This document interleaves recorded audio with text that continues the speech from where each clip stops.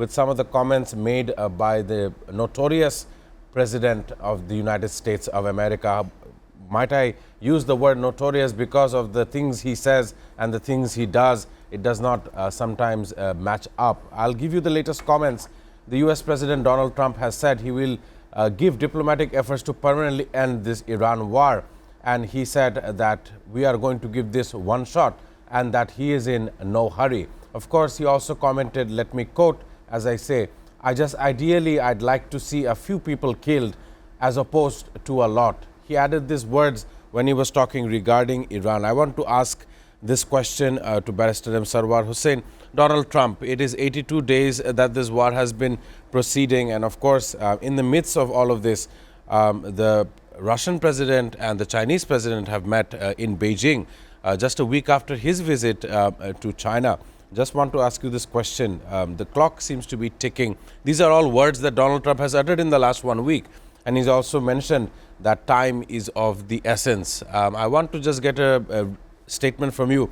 How do you see this leader, and is there a chance that the American people may not allow him to continue his position at the midterm elections in November? How do you see this happening?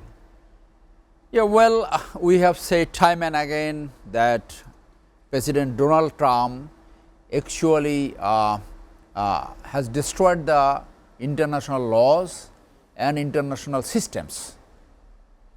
So he does not care what is happening, and he has commented that he does not care about the economics of America. So what he cares business, the armament, the war arsenal, all those, and a hooliganism. What he is doing is absolutely destroying the international system. Now, one conception has come that by this war, who has won? This is China and Russia. So virtually it has been proved. How? That Trump has to run to China to have a meeting to end the war on Iran. And after his visit, just after 7 days, Putin has also arrived in Beijing. So you see, by this war, China has emerged in forefront. So all the world leaders now coming to China to negotiate and for the stability of the world. And President Trump number of times has given ultimatum that the Iran will be wiped out from the civilization. We give you 7 days time, 24 hours time. So this is a nonsense. A leader.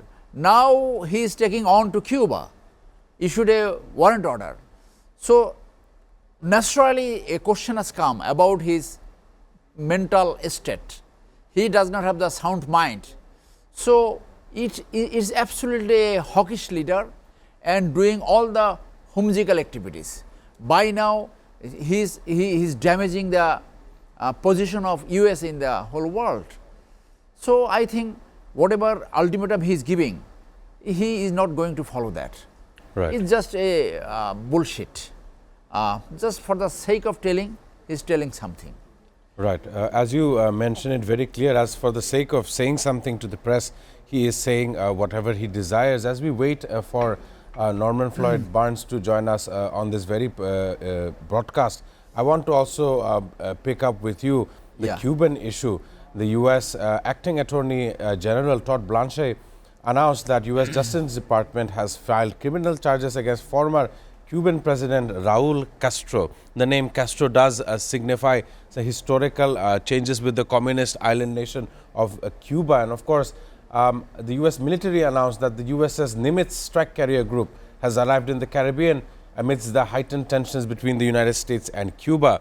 We know for a fact that the Cuban people have to live off the sunlight. That is because when the sun sets in the ocean, they go into a complete blackout. And that is the real life situation, far worse than what we face here in Bangladesh. At least we do have electricity here. But if compared to Cuba, they are suffering far worse conditions in which some media report says that only 4 hours of electricity is given to the residences, while the rest 20 hours they are suffering in a blackout. I want to get a comment from you before we can understand how this is going to unfold. Is Cuba going to be the next warlike confrontation that the U.S. has? Yeah, that he has declared before a month.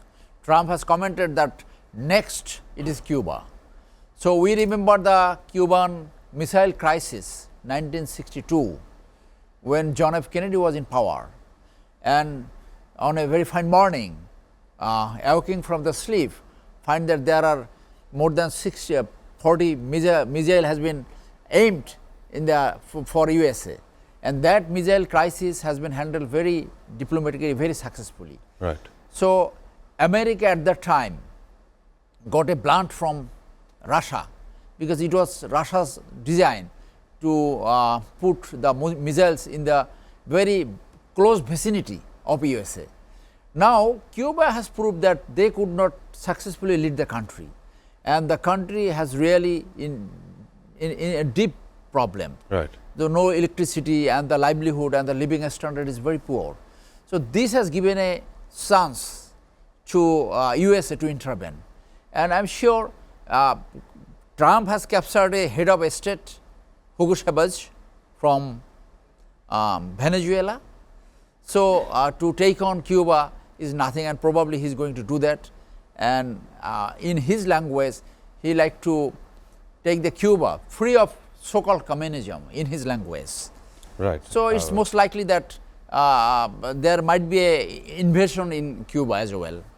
As we understand your comments regarding Cuba, regarding the U.S. position, is not only Venezuela that we've seen earlier on this year. It follows Venezuela, followed by Greenland, and of course there is Iran to be questioned, and somewhat the Western Hemisphere logic that the U.S. has always called it a matter of national security.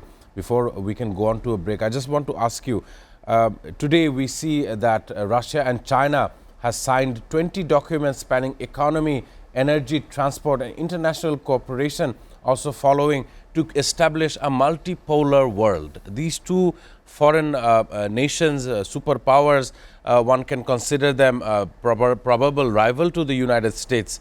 They are establishing a multipolar world rule where the old establishment is now being questioned. Before I can go to a break, let me just ask you, do you think that the emerging status of China is going to shadow over the U.S. control over global politics? How do you see it? Yeah, it is said that it is a matter of time. China is the second economic power in the world, and because of the American policy, it is China and Russia. They have coming together as an ally, as a close ally. So, just mere visit by Trump is not going to disturb that relationship established between China and Russia. So, that will be further strengthened, there is no doubt in that.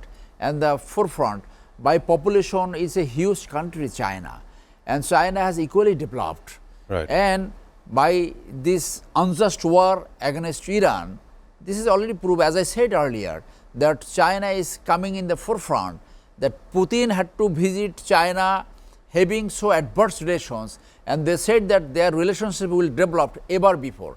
And China was supporting Taiwan so far for their liberation, for their independence, and China and America has to take a back seat. And Taiwan leader has said that no, they will go ahead with their liberation. So, by now this is very clear that USA has taken a back seat by this war. It's no way given them any advantage, no strategic advantage, or their so-called this unipolar power.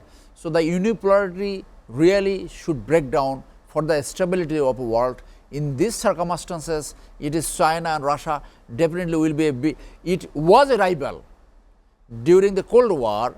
They were not in good position, they were right. Rivalry. The Cold War has gone, now the new Cold War has begun. So, new Cold War is coming, and definitely a new polarization between China and Russia, it is there, and it is obvious going to force further, going to be strengthened further.